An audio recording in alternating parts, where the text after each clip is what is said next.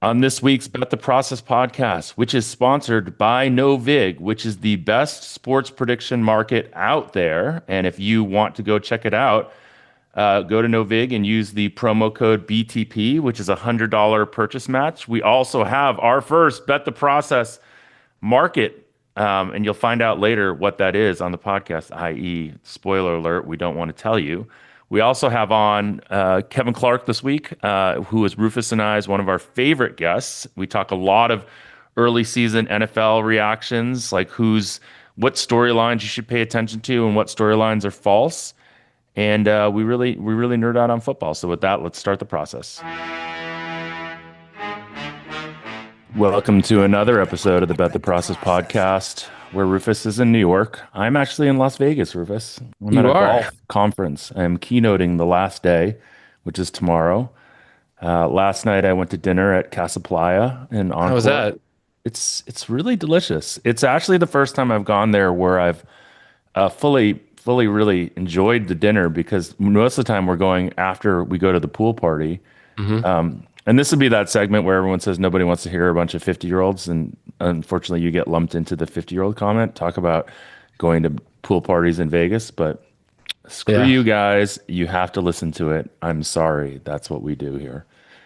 Well, Jeff, I actually just had a dinner I think you might be jealous about last night with Probably not. my friend Probably John. not.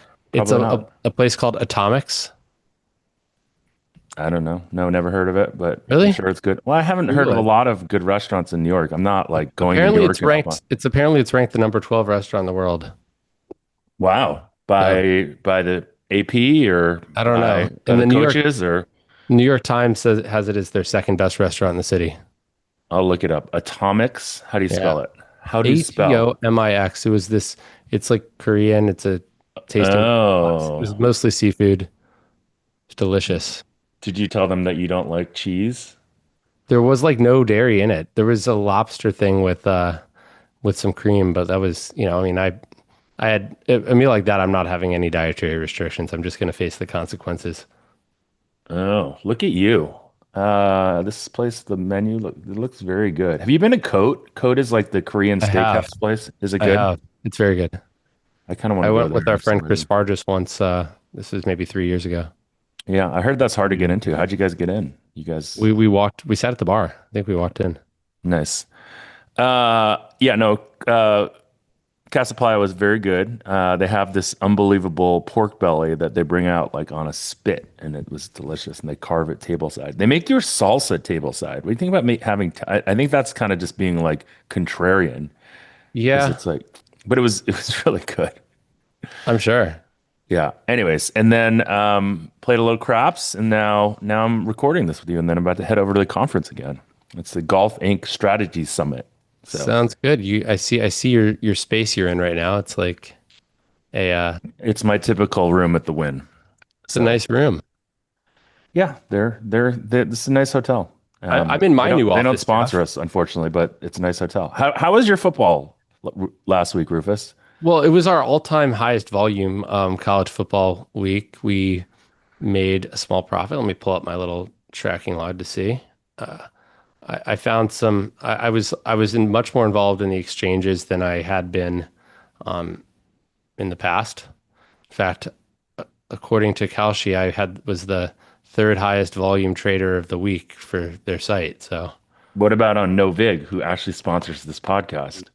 I made a profit on Novig as well. Wow. You know what? Yeah, maybe the curse of Novig is done. This month on Novig, I'm up $42,000. So we literally just had to convince them to sponsor our podcast for you to actually start making money on it. Yeah, plus 9.6% return on NCAA football now on Novig. Hey, by the way, I was listening to your podcast last week with Chris Deerkiss and Your kiss. Yeah. Deerkiss, and it was good. And you guys talked about devigging. Can you explain devigging to our crowd? Like, you guys are like, the only problem with the podcast is it was very high level technical without explaining any of the shit you guys were talking about.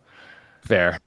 Okay, so devigging is taking the vig out, like obviously, but do you mean how do you do it? Minus 110, the devigged price is even money. So minus 110 is 52.38%.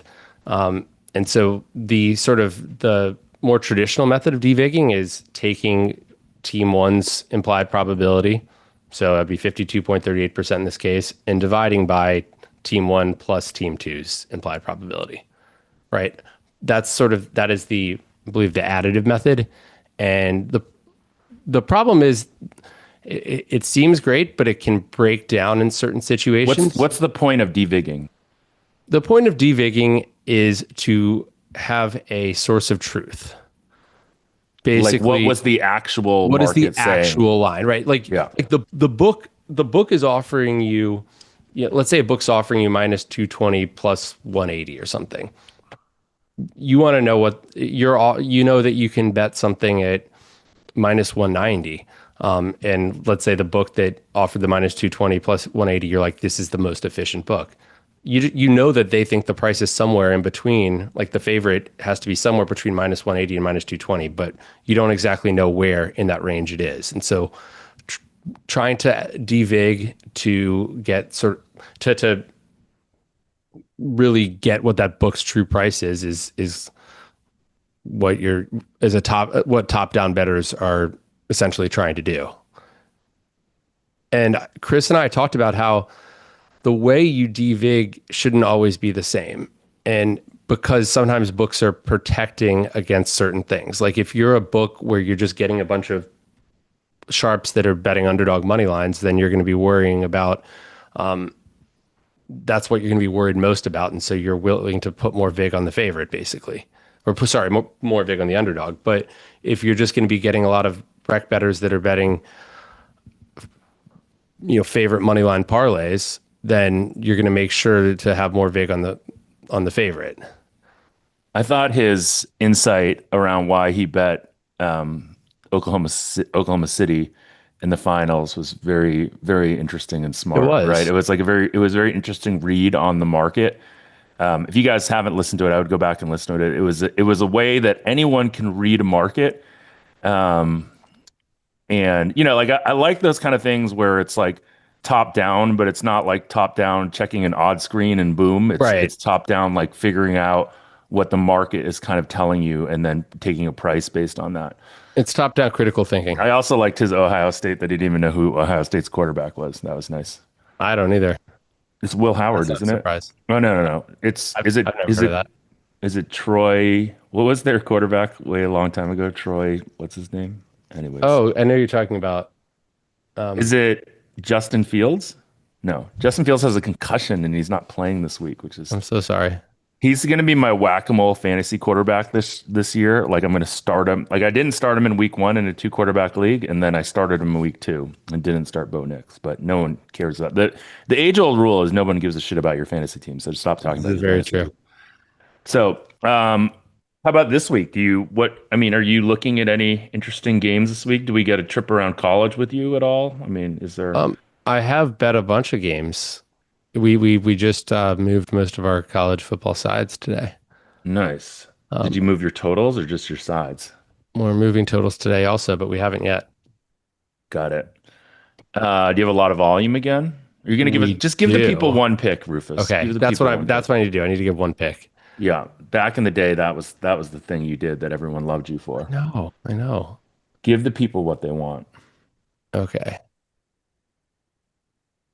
I have to. I had 2 college winners on Tony's show, and then went 1-3 in the NFL. And I had a lot of what I would consider not necessarily bad beats, but kind of like things that flipped, unfortunately. Hmm. I had the Jaguars. So Jaguars up what 7, Burrow goes out. You feel pretty good about that bet, getting three and a Yeah, I had a half. Jaguars money line actually at a very nice price. I almost took I had a Giants Jaguars money money. line too. Those were in both of those games were coming down. Like I was Yeah. watching. I had a little quad box with like 4 games. The YouTube multi screen thing's pretty awesome. But I'm watching both of those games, and Dallas and Cincinnati both have drives with 2 minutes to go down three, and they both convert fourth downs, and it wasn't great. Yeah, I was based on like Judah's stuff, I was gonna take what I think I wanted to take was Jacksonville money line over parlay. but I wussed out. I need to start doing that more. And that's Yeah. like betting NFL that way instead of just betting sides because it's a dumpster fire and it's hard never to bet. It's hard not to bet NFL just because it's NFL. So I mean, kind of what I'm doing is essentially with my NFL betting is I'm basically using the exchanges to get like bets better that are prices. big. Yeah. Yeah, exactly. Basically, not You're like I'm top using downing the some exchange to opinions. not, but I'm using it to not, yeah, to not pay the vig, which is pretty nice. I think So do that's you use no vig to I not pay the vig? definitely do. I used Novig a ton last week. I can give you a little trip through what I bet. Sadly I bet the Raiders. Nobody cares about what you bet after you bet You know it and what's it's no interesting? longer I in bet play. I bet some Raiders plus 170. I bet some Raiders at like plus 176 to plus 178. And then I was actually able to lay a bit of Chargers at minus 162 right before the game too. So I got an effective position of like Raiders plus 180, which is nice. Okay, Rufi, are you It's gonna give us a college game or what? Yes, I am. I'm going to give you. I just want to say that I'm saying this. It's Wednesday at 12:30 p.m. Eastern time. So this line could, we're doing our interview with Kevin Clark tomorrow morning. So this line will probably be very different. But at the moment, it is Louisiana Tech. The unabated line is -3, minus 105. So you're basically -3, minus 115 is like the market consensus that you're going to be paying, or minus like 3.5, minus 105. So we'll say Louisiana Tech -3 / -3.5 against Southern Mississippi. Okay. There you I go. don't know a single player on either team. You don't need to know you need to know I make the players. line -7. Whoa. That is Whoa. a lot of value. Whoa. Yeah, but Can I'm I not talk on. about a market that I want to try to make in Novig? So Please do. I'm I excited have for this. this theory now. And this came from our podcast with Bill Connolly about Texas A&M and Texas Tech. And did you see? I don't know if you saw recently. He wrote that Texas Tech was uh, if like priors weren't involved, they'd be. I think they would be like a top five team for them. They might even been like the number one team this year. They're really good, No and I mean, priors. they had a good transfer portal. They brought in a really like they spent a lot of money, and we loved them last week. We laid like whatever it was 24.5, 20 something like that. 23 and a half. Yeah, Oh, nice. and they covered, huh? Yeah, I actually bet them. They were so I bet the two games I bet were. Do you like them this week against Utah? What do you make that price? It's 3 points. Against Utah, we did bet them. Oh, look at you. We bet them Interesting. at +4 a little bit, and They're up to +4, huh? well, Interesting. no, it's down to +3. We moved a little bit early on this because we thought it was going to move, and so we didn't get as much as we would have gotten if had we waited, but we were able to get some +3.5 and +4. Okay, so I ended up betting based on what Bill said, some Texas Tech and some Texas A&M to win the college football championship. I got, of course, like me, I never line shop, so I got Did Texas you use Tech. Novig? I didn't. I don't have enough Right. money in my Novig account. I need to You have need more to. money in my Okay, No. so I don't. you have to. So do you know how to deposit? You go to purchase. Okay, you purchase like these You coins or purchase whatever, right? coins. Yeah, yeah. Yeah, I purchased the coins, and Right. I only purchased 1,000, You so can I have only to. right. You can only do 1,000 at a time, but you can like once you set up, you link your bank account. You can just like, I mean, you can. I mean, it's a little inconvenient, but like you can just press it and then press it again and press it again, and that's how you can deposit like 20,000 in a day or I more. mean, I don't need to be. I'm okay. So anyway, so I would like a market I want to on find a Texas futures Tech, price here. a Texas Tech plus Texas A&M to win the championship. Because I also bet Texas A&M at 35. I got Texas Tech at 86 to 1 and A&M at 35 to 1, 36 to 1. Okay, So I assume those are good prices now, but now is I'm trying to see if there's nothing up right now for the there on their futures, but I'm sure there will be. so maybe we can talk to Henry and see if he'll Yeah, list let's. that for us. I also want to have some sort of competition between us. I think it'd be really cool Well, if we had a come. market I of mean, but the thing Rufus is, against like, Jeff. Henry basically said, and I think he's right. Like, no He's one's like, gonna give a shit. it's Yeah, not no gonna one's do gonna any volume, trade but it. who cares if it does volume? I mean, I think they care if it does I don't think volume. the point, I think if they're going to be doing a lot of volume on that, they might be concerned.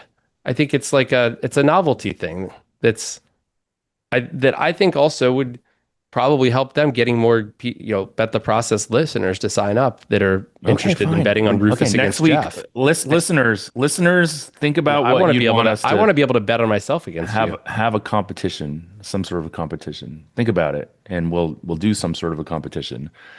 Is that fair? Is that what you Yeah, want? Is that we what the could people have want? yeah. I mean, maybe it could be something around Survivor, which you think you actually are good at. Who said that? Well, I think you think you're good at it. Who said that? I don't know. Just you always talk about it. I I don't. don't I don't I'm think I'm good at personally. I don't think I'm good Survivor. at. I don't know. Survivor. You don't think you're good at Survivor? Survivor? No, I Oh, don't. I don't I think mean, I'm good at Survivor. I don't think I'm good at it. I I don't think did I'm beat good you at it last either. week. I did beat you last week. I mean, last year I beat you. But Yeah. last week I was like, I'm trying so hard to not be on these public sides. And like, I read Judah's thing yesterday, so it kept me off, on Sunday, so it kept me off like Buffalo, and it kept me off like someone else. And I ended up taking the Steelers with one of my picks. And then the other two were kind of like out there in the ether. And I just kind of put the Chargers as for the other two. And then Sunday rolls around, and I'm like, oh shit, I actually end up needing to take the Chargers for both of these picks. And so I took the Chargers and luckily survived. So if you consider that being good at Survivor, then yes, I'm good at Survivor. Look, Jeff. This year, everybody's good at Survivor so far. Or they're not because maybe they've used teams Yeah. that they might want to use later on. No, You don't know if it's that's true. true. It's true. Did you know that for the Splash Sports, I think you have to pick two teams a week, starting week 11? This is what somebody told me yesterday. Maybe.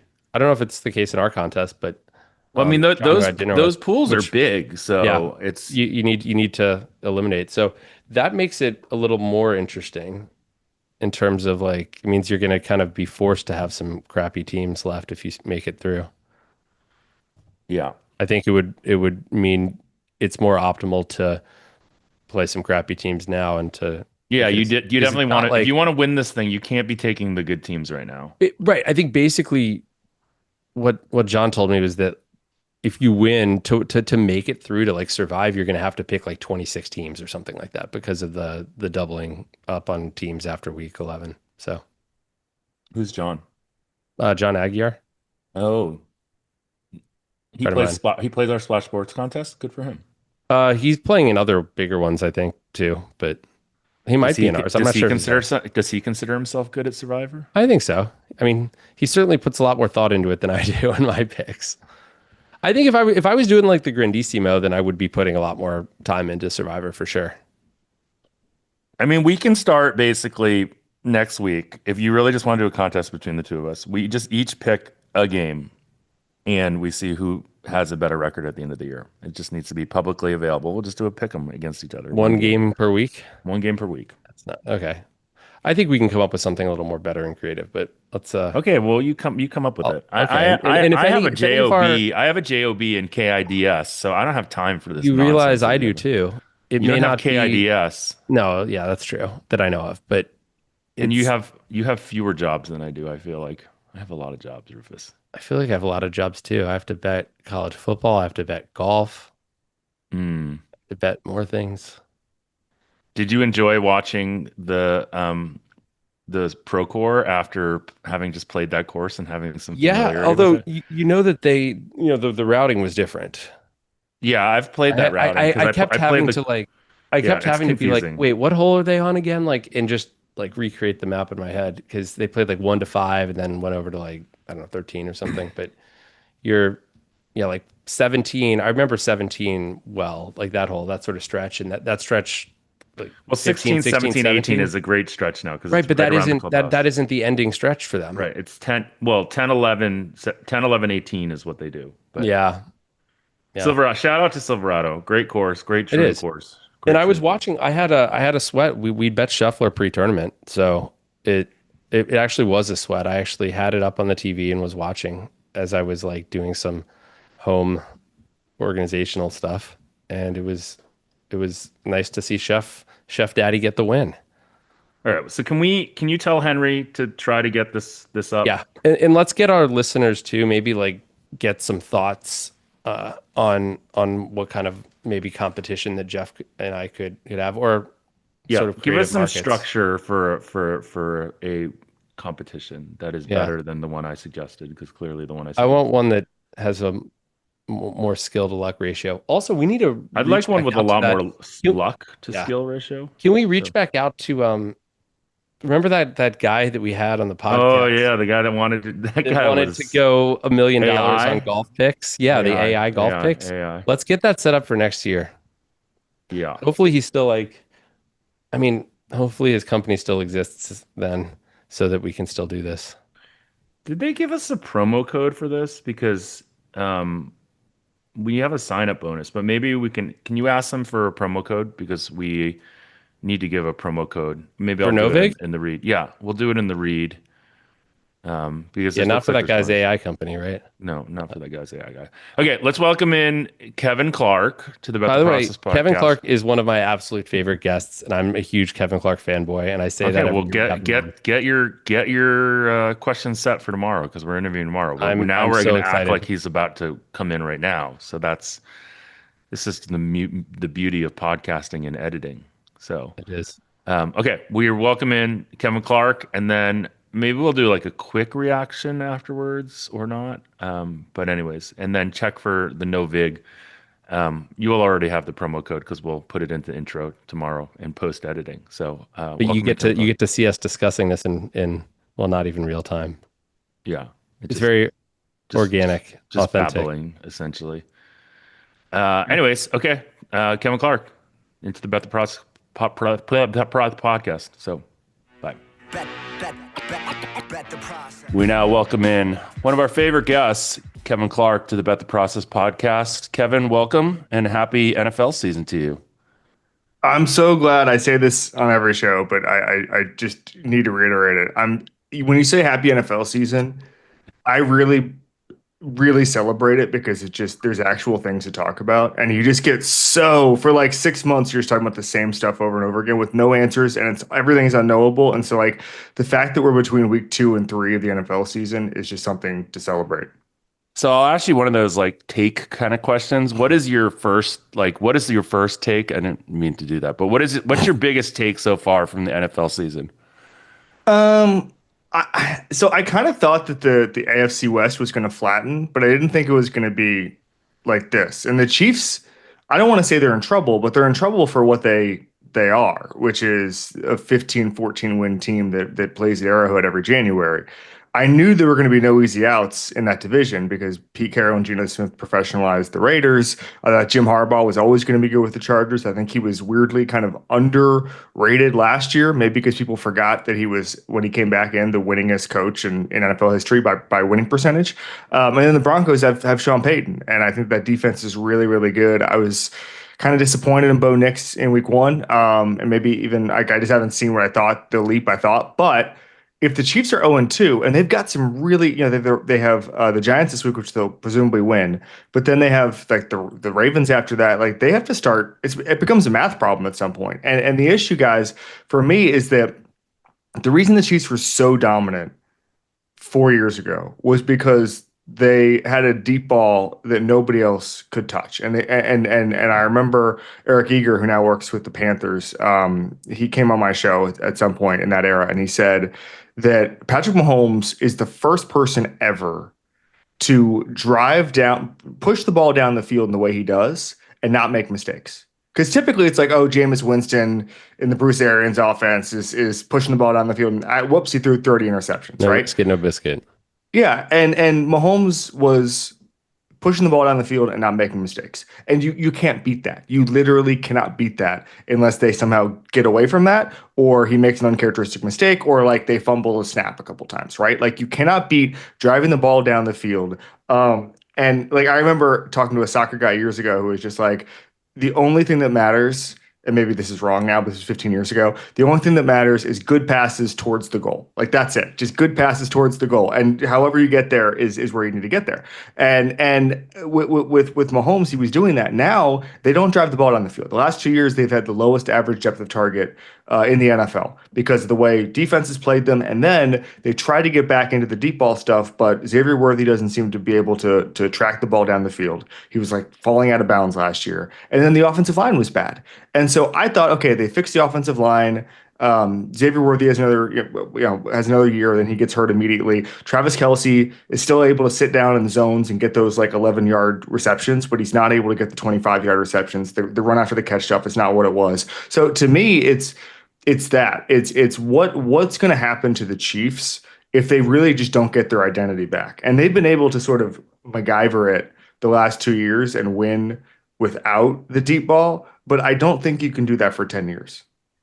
I mean, doesn't it just seem kind of inevitable that it's going to be like Chiefs, Bills, or I mean, I shouldn't shortchange the Ravens, but I mean, the Chiefs basically are going to make it to the AFC Championship just like they do every single year. It's almost like the 90s with the Cowboys and the Niners at one point, right? It's like it doesn't matter what they do early. I mean, are you saying because it feels like the in Patriots. other seasons What was like the we've said Patriots? that. The Patriots. But like every September and October, it's like, what's wrong with them? Okay, cool. They're gonna figure it out. I think I've never had the Chiefs at the top of my power ratings early on in the season. It feels like, and it's always seemed like my numbers say that they're much bigger long shot to win the Super Bowl than they actually are according to the betting markets, and the betting markets have been right there. So my question though on this is like there's two pieces to this, right? I think early on, right, and I think I told this story before, but when I was working with ESPN, I was like working out in the gym, and Teddy Bruschi came in, and he and I started talking about the Patriots, and he's like, you know what, the first 4 weeks of the season are just an experiment to Belichick. Yes. He doesn't care, and so like everyone, there was always these moments, but I do remember towards the end of the Belichick Brady era, there was a season that they began 0-2 and similarly felt like this.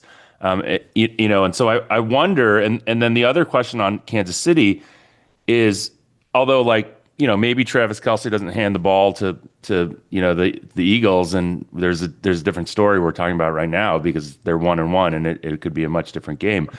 But I wonder about their defense because the first Super Bowl that they won, the whole theme was, hey, the players were saying like, man, when we actually understand this defense, we're going to be so good. And we thought they were just going to get better and better on defense. And their defense has not been that great over the last 8 to 10 games. Is that alarming as much as the deep ball is? Or is this all they're just going to get it all fixed? Two things. Number one, you mentioned the Bruschi thing. Chris Long, I did a live show with him a couple weeks ago. He said on the live show that we were in Atlantic City, beautiful Atlantic City, New Jersey. But he said on the live show that Belichick told his guys that a football team doesn't know what they are until Halloween, that you have no identity and that it doesn't matter until Halloween. And obviously the Patriots are going to speak from a position of privilege because before Halloween, they're at least going to get 4 or 5 wins. It's not that they're going to start 2-7, right? And then the other thing is Mitchell Schwartz, a friend of mine who used to play for the Chiefs, said that Andy Reid, and maybe this is why we're overreacting, but like Andy Reid, especially in the Smith era, he'd spend a month just being like, hey, we're just going to work on this. And like, maybe we'll lose some games. But the example he used was like, they wanted Alex Smith to become a better deep passer. So they sacrificed some plays. I don't know if they sacrificed games, but they sacrificed plays in September in service of Alex Smith becoming a better deep passer and then becoming a better deep passing team. And it ended up working, obviously, because at the end, Alex Smith was the most efficient deep passer in the NFL, even before Mahomes came in. So there's something to be said for that. But the defense part of it, what worries me, you mentioned like the Travis Kelce handing the ball over to the Eagles. What worries me is like these were the games that the Chiefs won for the last 2 years, right? Like this like sloppy game, you're not in it, and then you get the special team, you get the 60-yard field goal, or somebody misses a field goal on the other side, or somebody fumbles. Like they would win these kind of spooky, like low scoring slogs of games, and the Eagles feel like that team now. I don't know if you guys saw this, but there was a chart that went out on Thursday morning I actually thought was pretty interesting. That was quarterbacks time to throw and average depth of target. Okay, so you're looking at who's like Jake Browning for whatever reason is actually pretty good. He has no time to throw because the offensive line stinks, but he's still pushing the ball down the field in that game on Sunday. Jalen Hurts is the bottom right corner, which means he has about 3.5 seconds to throw, and he's still just throwing the check down. Okay. The Chiefs defense should eat them up. Anybody should eat them up, but obviously the Eagles are just a different deal because the offensive line and the physicality and all that stuff. But the Chiefs typically, if you say, hey, Jalen Hurts is not going to push the ball down the field, he's going to pat the ball back there.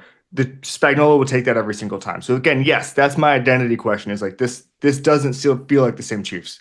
Okay, I think you're right, but at the same time, like, look, who has Kansas City played so far? They played two really good teams, and one neutral, one at home. But my rating on them has not fallen much. It's fallen about a point through two games. So had they played like easier teams, like, I think these aren't bad losses. Also, their defense has been quite good in terms of on a per play basis. I mean, I have them as 0.75 standard deviations better than average against the run and almost 1.5 against the pass, where they've been bad. And they've been good in play success. Where they've been bad is scoring efficiency. So it's basically they've been bad on the high leverage plays, and they've been breaking. They haven't been bending, not breaking. They've been like breaking. And that's like I think that's going to be a small sample size, a product of a small sample size. Honestly, like that's the thing that worries me the least. The defense. Not to take this in a different direction, but I saw one of the funniest quotes I've maybe ever seen the other day from Billy Napier, the head coach of Florida, because you mentioned the high leverage plays. Okay. So they're 1-2. They lost to USF, which they were, I think, 17-point favorites over. And then they lost to LSU when DJ Lightweight threw 5 interceptions. And he's given his like downtrodden, typical, coach under siege press conference. And he said, guys, we're a dozen plays away from being undefeated. And I was like, that's hilarious. What Power 4 team or NFL team is not a dozen plays? If you could take back 6 plays per loss, I'm pretty sure like 95% of America would be undefeated. I could not believe someone who's been around football said that. That was so funny to me. We're a dozen plays away from being undefeated. Great job, boys. A dozen plays in 2 games. Can we talk about the Eagles? Because what I'm interested about in the Eagles is the tush push. Because I think I heard you say recently that you think it's going to become illegal.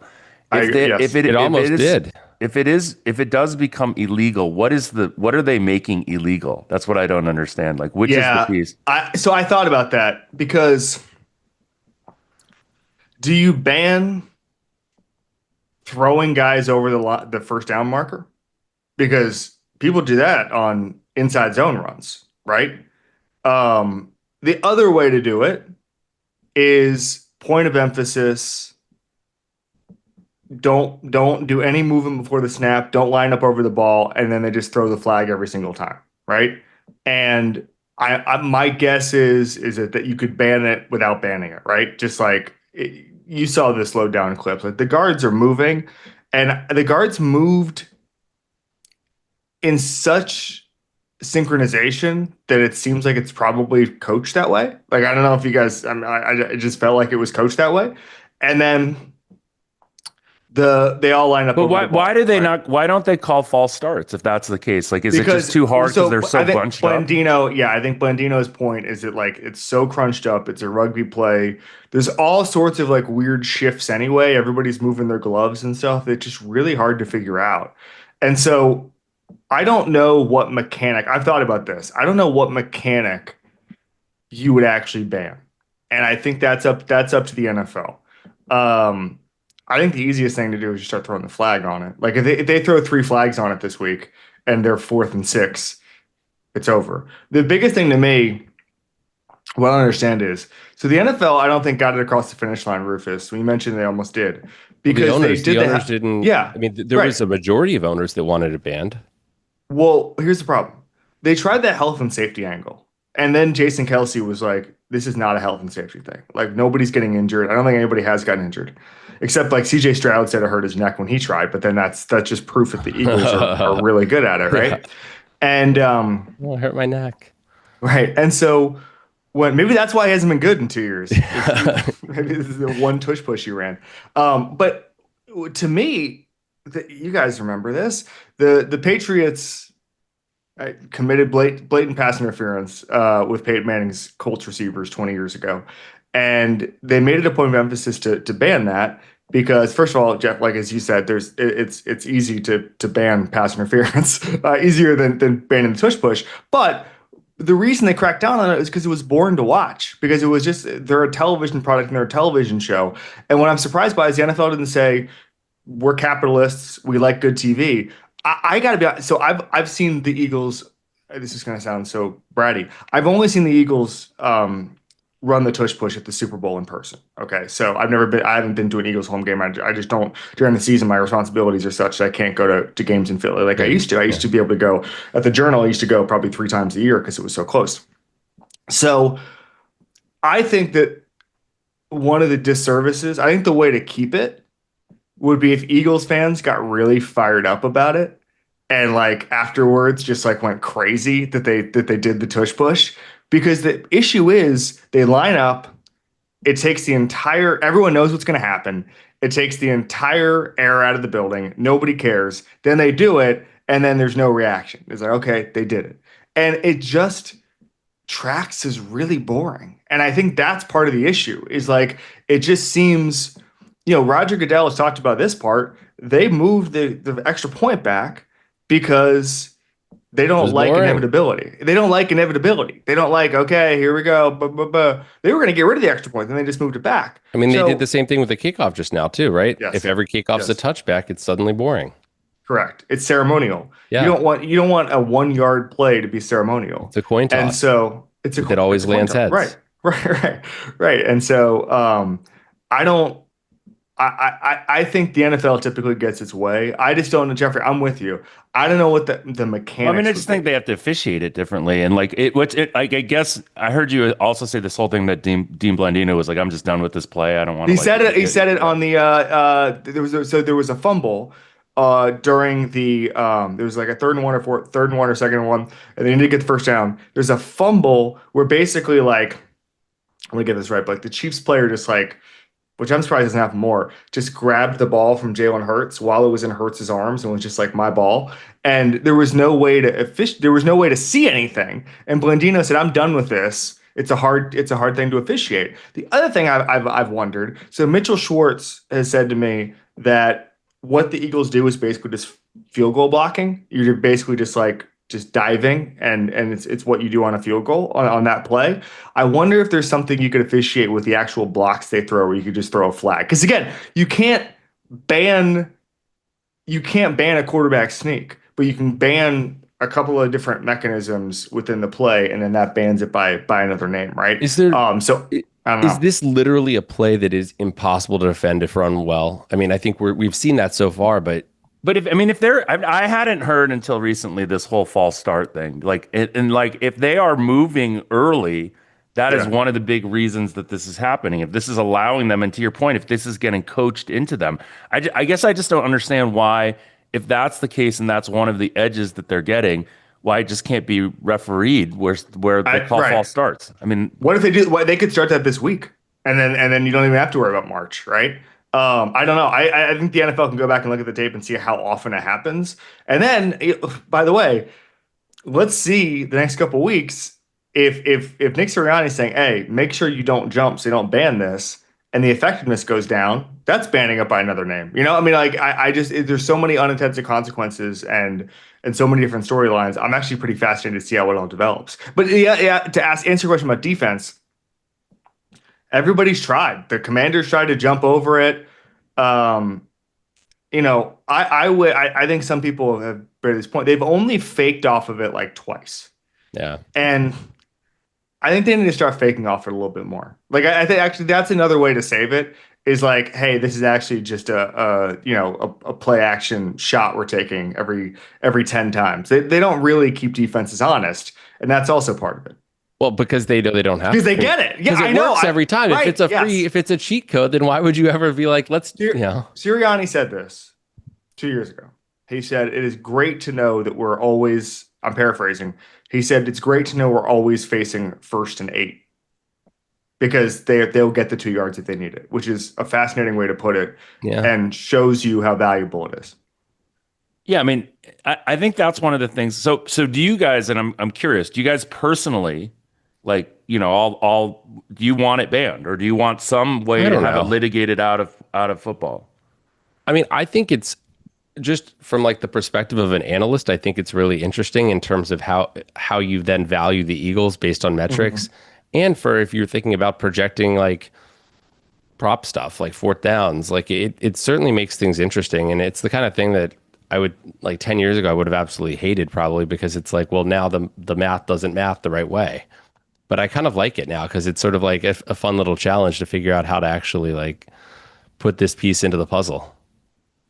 For me, I don't care who wins NFL games. I care about the stories and I care about team building and all of that stuff. And the Eagles have done an amazing job with that. So it's not like we're lacking that department. I I think a lot about so Miami played Notre Dame week 1. I went down to Miami and uh, the last drive, Notre Dame tied the game. Last drive on the field goal drive, it was a 3rd and 1. Miami didn't get it, and Francisco Mauigoa was going to be a top 10 pick, so left tackle, literally just came over and essentially threw the running back over the goal, the first down line, and that was able to. Without that, they would have had to punt, and who knows, they could have lost the game. And I just sit there and I think I've thought about this since that play. Like, should that have been a legal play? Should like the tush push, right? The tush push at the time was technically illegal. Sorry, not tush push, the bush push, the USC Notre Mhm. Dame play 20 years ago. That was technically illegal. But it's also your impulse. If you're a left tackle and you see your running back get stood up to just start pushing the pile, right? So people say it's a rugby play, but I also think that like it's also just part of football. It's like you're everybody standing up, let's push the pile. That essentially you think would be banned if they banned the tush push. And so I just think that if you start, I think it will be banned. I'm interested to see, Jeffrey, how they ban it without taking away other things that are, I think, fundamental to the run game of football. Okay, I think we've talked about this enough. What about the kickoff? What do we think about the new kickoff, and will it have any impact on scoring? And is generally is it been a good rule change? I think so. I love special teams. And first of all, it was interesting to see the Steelers guy, Caleb Johnson, the rookie. I don't know if you saw it. He gave up a touchdown on Sunday to the Seahawks because he didn't know the rule. He basically I saw that live. it hit him in Yeah. the hands, and then it went into the end zone. And he thought that it was like some weird landing zone thing where like you can I don't even know what he thought. He thought basically like it's dead if you don't catch it in the landing zone. I don't know. But then the Seahawks picked it up and scored a touchdown. So I think there's still some confusion on the rules of it. But I think so I go to these owners meetings and stuff and where they're passing these rules. And I think the most important thing is like Belichick and Harbaugh and these guys were old timers. They would tell Rich McKay, who was the longtime head of the competition committee, do not take the foot out of the game. Like they like special teams, and these old timers love it. Like Bill Parcells, there's a book that he co-wrote that is awesome about his career. And remember his whole thing was he was a turnaround artist, so he would go and make the Jets better, and the Patriots better, and the Giants better, Cowboys.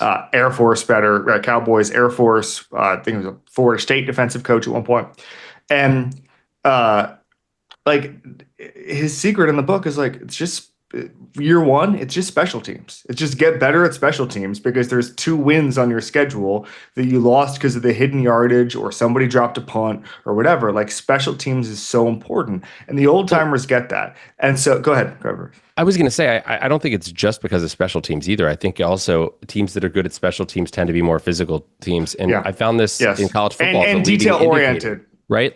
Like there was something like kickoff teams that did very well on covering kickoffs and returning kickoffs, basically field position off of kickoffs, did way better than you'd expect just based off of that, like when controlling for these other factors. And I think it says something about in college football, team depth and physicality.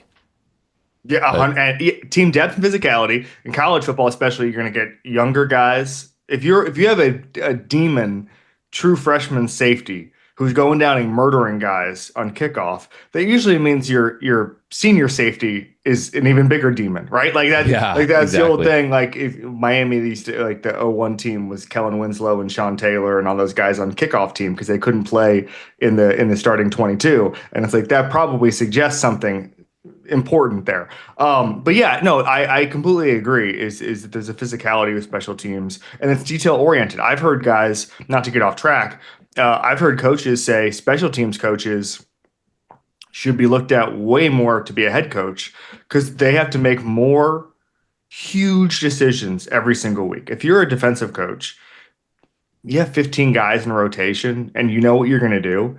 Special teams, like an hour before, the coach might be like, hey, your gunner's not active this week because we need an extra linebacker because this guy just hurt his knee. So like you have to come up with a new scheme. And you're coming up with new schemes. Nobody cares because it's special teams, but you're coming up with a new scheme like on the sidelines because now this guy is now your left guard who's going to run down. And so I've always heard that. So John Harbaugh is a special teams guy. Bill Belichick is a special teams guy. There's a lot of these guys. Mike Tomlin is a former special teams guy. So there's a lot of these guys who come up through that way because it's just a sign of a good organization. And so like the Chiefs with Dave Toub, like they've had good special teams the entire time. And so anyway, I think all this to say is that the kickoff thing is a part of this. I think reintroducing kick returns is a good thing for everybody. I Yeah. don't think anyone liked the inevitability of booting it through the end zone. Yeah. It's interesting. You're basically saying kickoffs, like kickoff coverage and stuff is a proxy for good coaching. Because there's all this stuff in Yeah. coaching that we don't see. And I know Jeff loves talking about Kyle Shanahan and fourth down decision making and all that because that's the thing we can observe. But that's interesting with kickoffs. And with regard to the Seattle Pittsburgh game, one thing that was never discussed on that was I was like looking at the replay. I was like, did the Seattle guy actually recover the ball? Because you Yeah. see he like jumps on it as he's falling out of bounds and then gives it and then lets go of it, which Yeah. I wasn't sure that was because he was like, oh, I already recovered it or because he just lost it, you know? And Yeah. that was never discussed once on the broadcast. It was really weird. And I was like, I was like, I don't think, I was like, I'm really glad they didn't because I had a Seahawks money line bet, but I was like, I don't think he actually had possession in bounds. Just take it. Yeah. Just take it. Yeah. We don't need retroactive points coming off the board. Yeah, I thought it was, I just don't think I don't think anybody I don't think everybody knows the rules, frankly. I think everyone's just a little confused. Yeah. So let's move on to you guys want to talk a little bit about the Dolphins and what's happening there. Are we to What's going believe? wrong Yeah, are we? I mean, I don't understand with that what's happened organization? because in my mind, I don't know, 2 years ago, I would have told you Mike McDaniel was the preeminent offensive mind in football, and I would I have expected agree. big things out of that team. And so, what's happening there? The offensive line is bad, and Tua is, I think, a little more gun He made some shy bad than he throws. used to be. Yeah, I think the offensive line is in his head. I think Tyreek Hill's not as good as he once was. I think that's important. Tyreek Hill went from first 2 years in Miami, he led the league in deep receptions by a wide margin. It was like 20 each year. And last year he had five. And it's not like he had Skylar Thompson for all 17 games. He had Tua in there. He's not the downfield threat he once was, Tua which and is his noodle gonna arm. he's gonna be interesting. Well, Tua was the guy giving him the deep Yeah. balls beforehand. Waddle stayed consistent, but Waddle has far, far less than Tyreek Hill does. Can I It's a ask though, like their yeah, deep balls? I know there's a classification for deep passes. 20 And yards in the air. Yeah. right, exactly. But there's certainly different levels of deep passes. And with Tua throwing the ball, were those on the shorter end of deep passes relative to what they were in That's a Kansas good City? question. I don't know. You can I get the can look. average depth of I target when have you that. filter it Yeah. out. But especially with Tyreek.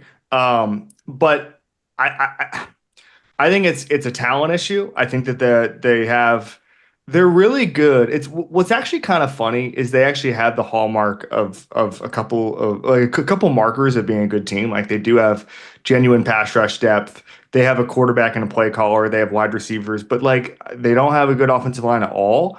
And they don't have a good back end. They traded Jalen Ramsey. Minka Fitzpatrick is not enough to overcome how bad their their back defensive backfield is. And so I don't know what you do. And like what's funny to me, guys, and Jeffrey, you just said it. I always feel worse for fan bases when it should have worked, right? Like I feel like the Jets with Aaron Rodgers, like the year he tore his Achilles, they had a really good defense, and Aaron Rodgers needed to be the 15th best quarterback in football, and they would have won 12 games. It should have worked. And in Miami, the year they lost to Kansas City in the playoffs, it should have worked. They had an awesome. They were good against every single coverage in football. Tua was throwing it all over the place. The offensive line was good enough, and then they had genuine pass rush. And then everybody got hurt on the defensive line. Everybody, and they start to lose. And then everybody goes, "Oh, they can't win in the cold weather because they're not tough." Well. Their first three strings of defensive linemen are out. Okay, like that's toughness, Yeah. and like everybody, it's always funny what is defined as toughness, right? And like I don't know, having your 6'4", 250-pound guys all injured is going to hurt toughness. Yes, and so I think that the rewriting of history on how good that Dolphins team a couple years ago was, like even in November, they scored 70 points on Sean Payton and the Broncos. Okay, even in November, they were probably the best team in football. And then they started to get hurt, and then everything starts to cascade from there. So to me, Mike McDaniel as free agent offensive coordinator in 4 months is probably going to be the biggest piece available, player, coach, anything, on the open market in January. I think he's astoundingly good, and I think I think he should get another chance at being a head coach. Like 3 years from now. Do you think he's better than Cliff Kingsbury right now? Oh yeah, You yeah. do? Okay, I was just curious because I know that he did. Yeah, Cliff has really impressed me, but Mike's on a different level. I think Mike has the best plays in football. yeah, but they haven't been working recently. Yeah, right? I mean, like, is you- this? I do wonder with guys like But, this. like, It's like because it's a copycat league, right? Hold on, I'm asking a question, Jeff. Here, wait, has he shot all his bullets? Do you know what I mean? Like, you have this creativity, Yeah. you come up with things, but at a certain point, like, you're like, those are my ideas. If you don't have an offensive line, there's not a lot you can do. And I remember there's a Bob Sturm who does a great job in Dallas. Really smart guy. He's a radio guy, but he really understands the game. Watched a lot of film. During the Trubisky era, they were scoring 9 points in some terrible primetime game, and he had this tweet that I think about a lot, and he basically said, by the way, Trubisky's running the same plays Mahomes runs. And I was like, oh, like, you don't think about it because it's Matt Nagy, he's the coach, right? But it's like the same plays. But what's happening is, well, the left tackle has no idea what he's doing. He's doing jumping jacks instead of pushing anybody forward. The Alshon Jeff, whoever the hell the receivers were, had no idea where the hell anything was. Like, it's just, at some point, it's a talent issue and not a coach and not a play calling issue. Now, the coaching, I think we've talked about this, but like 95% of what makes a good coach has nothing to do with the playbook. I would venture to guess is that the best coaches. I don't think Bill Belichick had the best playbook in football. He was just really good at Wednesday through Friday. He was really good at coaching up. Hey, little details. Hey, we're gonna practice with a rain ball this week because there's a 30% chance of rain. Like, it was those little details. And I think that sometimes we overrate the playbook. Like, we overrate. Hey, we're doing an orbit motion here, and that's and I think there's a lot of podcasters now who are so obsessed with play calling, and I think play calling is overrated. I think that you can have a great playbook, and it's just simply not going to matter. Like Ben Johnson right now, right? Ben Johnson. A lot of the reason he was Jared Goff last year led the NFL in completion percentage beyond the sticks. Is that a Ben Johnson stat? Is that a Jared Goff stat? Or is that an offensive line stat? And I don't know, but the answer is all of them, right? But what I do know is that Caleb Williams will not be leading the NFL in completion percentage beyond the sticks, right? And so it's the same playbook, and it doesn't end up mattering. And I think McDaniel is the same thing. You kind of have to separate this is a weird thing to say. You have to separate the playbook from the nuts and bolts coach, right? The X's and O's from the program he built. So yeah, I've always thought that the sort of, I'll call them top-down coaches, are kind of underrated. Yeah. The Harbaugh, the Jim Harbaugh, or the John Harbaughs of the world, the Mike Tomlins, right? Like, because the guys that instill culture, the leaders. And I would also say, like even a great example of this. One of the reasons I think that Mike Tomlin's teams are the way they are, if you go to training camp in Latrobe, they do a thing called seven shots, where they run seven goal line plays at the beginning of practice, and they hit the shit out of each other. I mean, they just tee off on each other. And like that, whether to do that or do like the Sean McVay load management, we're never going to touch anything like, practices, or like I think Mike McDaniels had some of that. McVay, those guys are physical and they hit in practice, but they don't play in the preseason, that kind of thing, right? Like how you even manage training camp into September, like that to me is a bigger. Andy Reid, they hit the shit out of each other in camp. That to me is a bigger difference between good and bad coaches than whether or not you run cheap motion, or whether or not you put the safety in conflict on every play, whatever like that. Those things that no one sees, because frankly, like it's hard for me. All media members who haven't played are uncomfortable judging physicality and effort because we can't identify it, because we don't do it. We can identify, what we can do? We can identify, oh wow, look, the tight end is wide open down the seam. And that's why I think you're seeing a lot of podcasters overrate that rather than, oh, by the way, the defense is allowing a touchdown less a year because they're the most physical team in football, which has happened behind the scenes at training camp. So two questions on this. And if we go back to McDaniel, and you said you think he should get another shot in 3 years, are we to assume, like, what are we to assume has been his failing? And if it's just injury luck, or is it roster construction? Yeah. Is it what you are saying right now with this like hidden thing that we don't see, in terms of, how you manage physicality or how you get your Yeah. team to play? Like, is he not that CEO? And will 3 years of being an offensive coordinator and kind of reflecting, is this like the Belichick thing where he's going to come back and be better? Like, Yeah. what what is going on there, I guess? Talent issue, number one, and that not on the receiving side and not on the quarterback side, because we've seen what he's been able to do with Tua. It's offensive line and it's defensive backs. But I talked to someone in Miami a couple months ago, and I was like, man, is Chris Greer just like an all-time bad GM? And he's like, not really. Chris got Brian Flores the players that Brian Flores wanted. And then Mike McDaniel asked for a different type of player, more finesse, faster, and Chris Greer got those. And they didn't really emphasize the offensive line. They didn't really emphasize cornerback play necessarily, even though I think they took a first-round cornerback at one point. But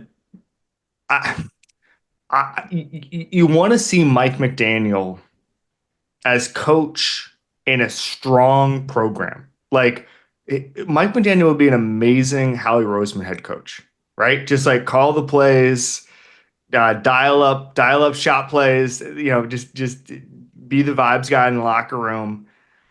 It's that kind of thing. It's not go have a bunch of power and tell the GM what kind of players to pick. I think if I had to, if I, Tampa Bay with Jason Light, Jason Light's going to get you a certain type of football team, and then you're going to take all of these pieces and you're going to make them into I know this probably is true for 400 coaches, but like you need a recession-proof GM who's going to say, we're going to give you this team, and then Mike McDaniel's going to be able to win a Super Bowl there.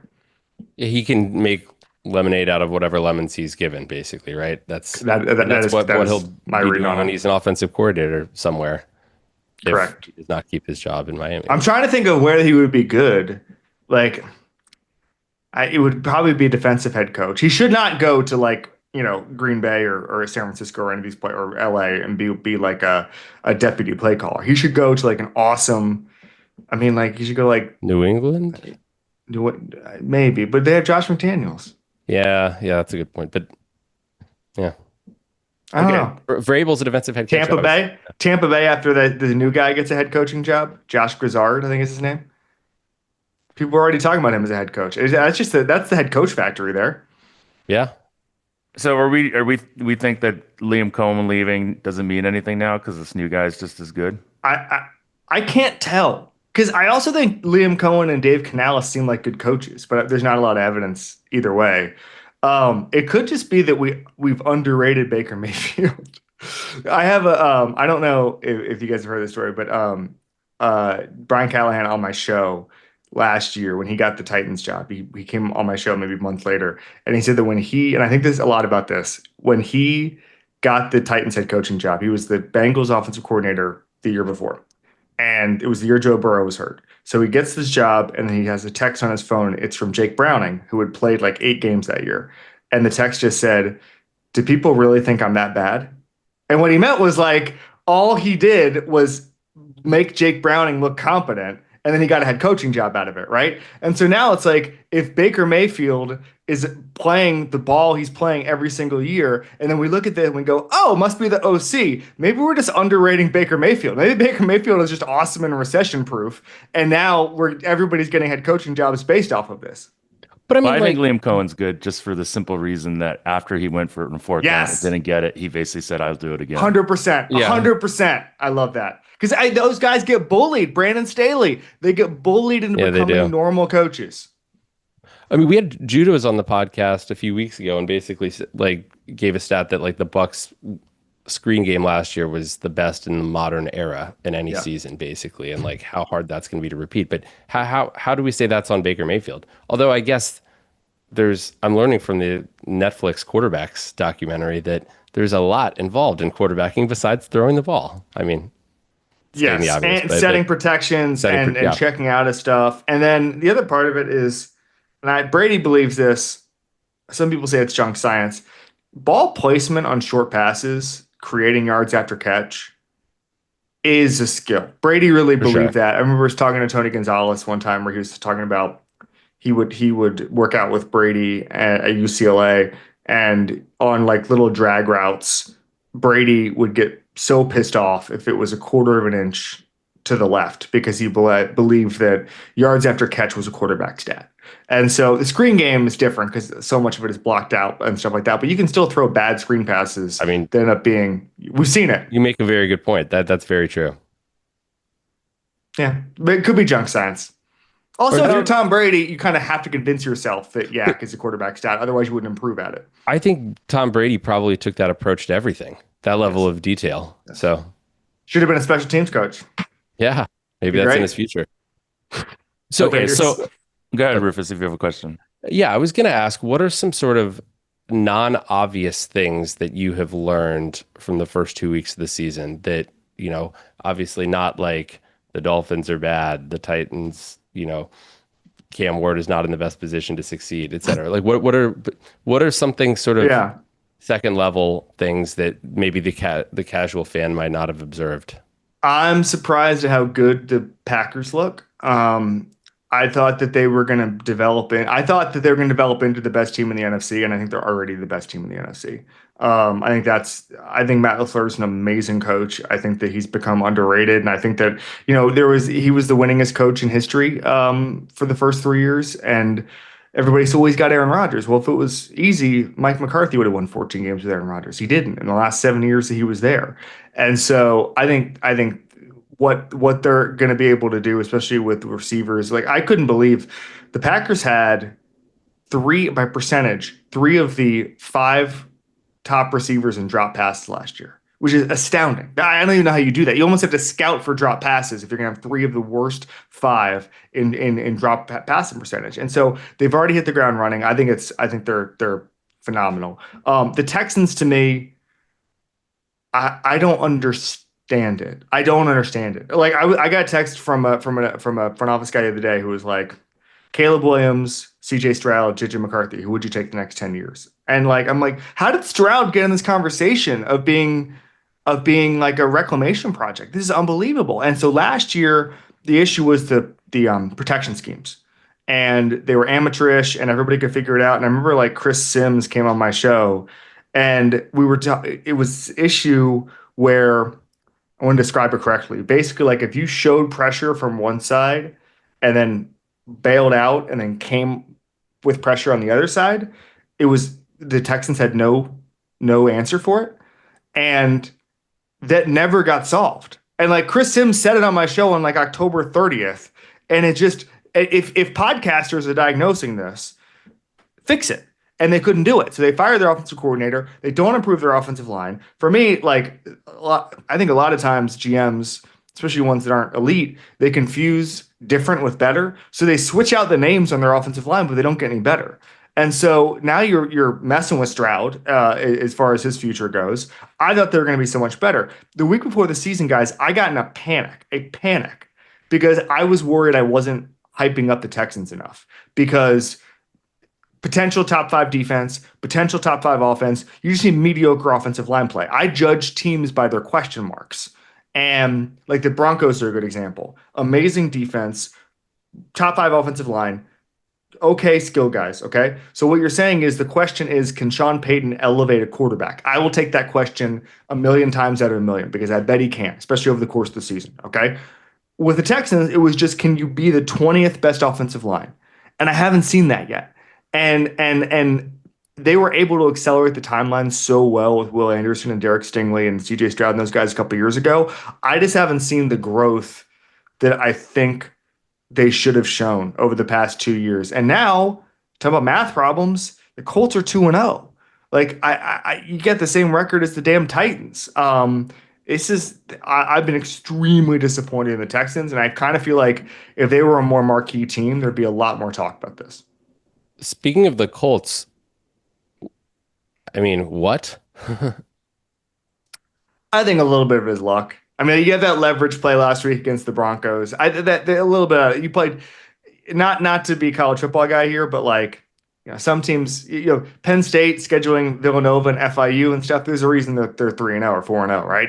And sometimes in the NFL, remember last year we were crowning the damn New Orleans Saints, saying Clint Kubiak was the next Bill Belichick, and then things start to devolve, and then everybody gets fired, right?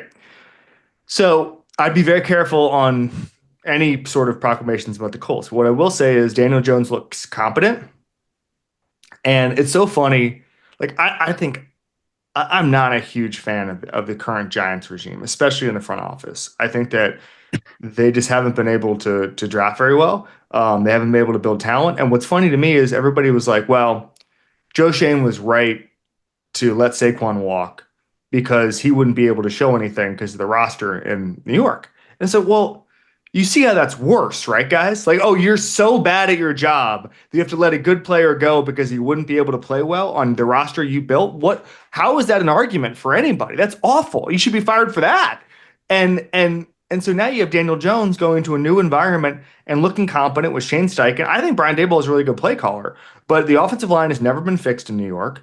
I don't think that Jackson Dart is the savior that they think he is. I think that we've started this thing where we just overrate preseason now and think they're real games. They're not. I just it's Daniel Jones career resurrection to me. I guess maybe we should have been more, not optimistic, but more open to it when you consider how bad the situation was with the Giants. This idea of Daniel Jones is an interesting one, because obviously when they picked him to start, everyone was like, "Oh, what are they doing here?" Like they drafted this guy and all this kind of stuff, and obviously they brought Daniel Jones in for a reason, right? So Yeah. and I think that his Insurance? play has validated the fact that so many of the people that watch the games as we do have no idea what we're talking about. Well, they also, I said this at the time, but they picked him to start when they signed him and gave him $14 million. Like that was over. Like you don't give a backup $14 million unless the guy gets the yips in camp. Okay. Yes, I think that Anthony Richardson is a really interesting case because, and I talked about this on my show this week, but like everyone talks about quarterback development. They had a really bad plan, which was they drafted a guy who needed to play a lot of football, and then they did not give him enough runway to play football. But if your job's on the line, I can see the impulse to be like, oops, we screwed up. It's a sunk cost. Let's move on. Anthony Richardson, I think he had the only top 10 pick who had less passing attempts in his first 2 years in like the last 15 years were him and Jake Locker. And I don't know. Like Anthony Richardson to me is a great reclamation project candidate. I think he's a great candidate to go to Pittsburgh or someplace like that, get into a system, sit for a year, and then show up in 2 years with the Seahawks and look great, right? And so I think I'm more interested in that. He's still the best athlete in the history of the I mean, is combine at the JJ quarterback McCarthy just the position. new Anthony Richardson?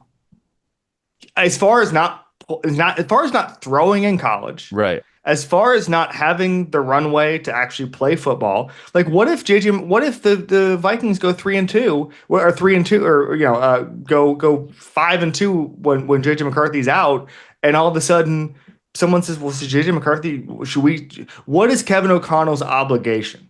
Is it to let Minnesota win as many games as possible, or is it to develop the first round quarterback? I don't know if there's a good answer for that. Now, what I will say is Kevin O'Connell has the contract extension, has the job security as high as anybody in the sport. So it's not like Steichen and Ballard, who were literally on basically week-to-week contracts. When you consider, Jim Irsay's daughter just took over. Chris Ballard's never won the division, guys. Like that's in the AFC South. That seems impossible. That seems impossible that he's never won the division. They've got to win, and so that's why you sign Daniel Jones and not say, let's see if this quarterback, who's tapping his helmet, is going to give us anything next year.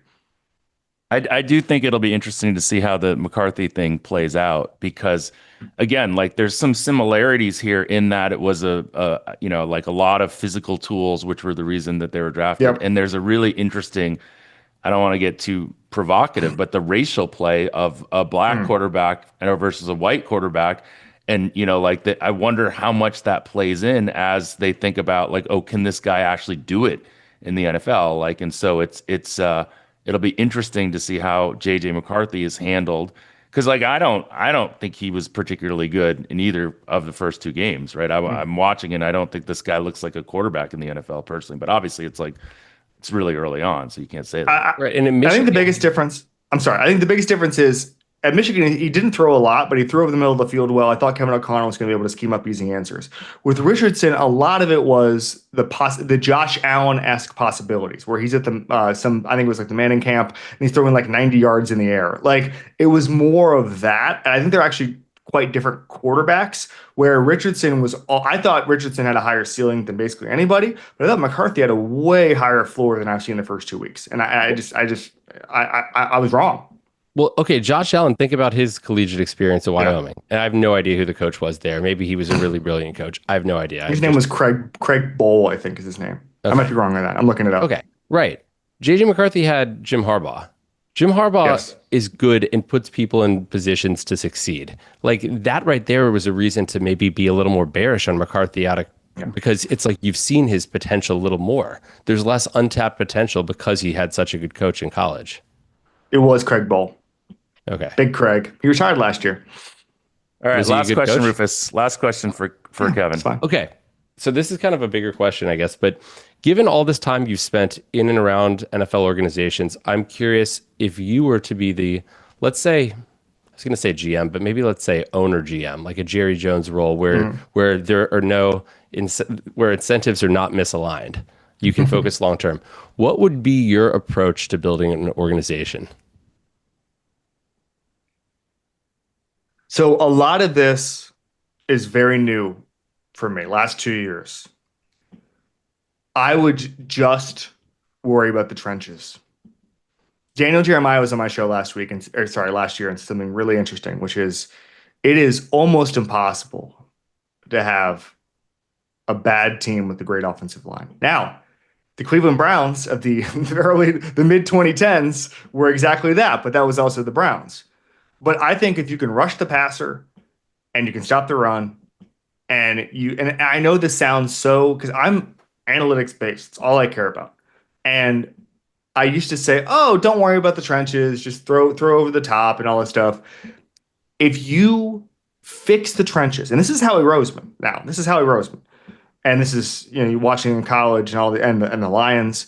If you had the trenches solved, you have the cheat code. You're 90% of the way there, and you're going to win a lot of games. And then, so like Brad Holmes, the GM of the Lions, 3 years ago, I was there. They were bad.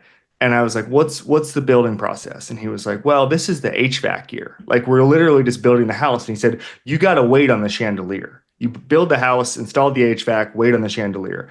And that sounded old school to me, but it seems right. Like, actually just build the house and then get the chandelier. Now, sometimes it doesn't work that way draft wise. Like, sometimes you got to take Cam Ward before you get the offensive line. But I just think that if there's an issue on a team, I've come to realize the most pressing issue is normally lack of offensive line or lack of defensive line. By the way, can I just say that the Cowboys under Jerry Jones have generally prioritized that? Like, that's one thing and that's all why they win double-digit games all the time. Yeah. All right, Kevin, thank you for joining us. Look forward to seeing your work. Where can everyone see your work these days? Omaha Productions, This Is Football, ESPN, on TV whenever they ask me. First Take, Get Up, NFL Live, and then my own shows on 4:30 on ESPN2 on Mondays. It's called This Is Football. This week we'll have Ryan Fitzpatrick and Dominique Foxworth on the show. All right, thank you, Kevin. Amazing. Thanks for joining Kevin, us. I always look forward to this episode every year. Thank you so much. You're one of my favorite guests. I searched in my Gmail for the link this morning, and I saw that I was on almost the exact same day last year. There we go. So I will see you on September 18th, 2026. All right. Perfect. Hopefully we're all alive still. Okay, bye. All right. Thank you, guys. Bet the process.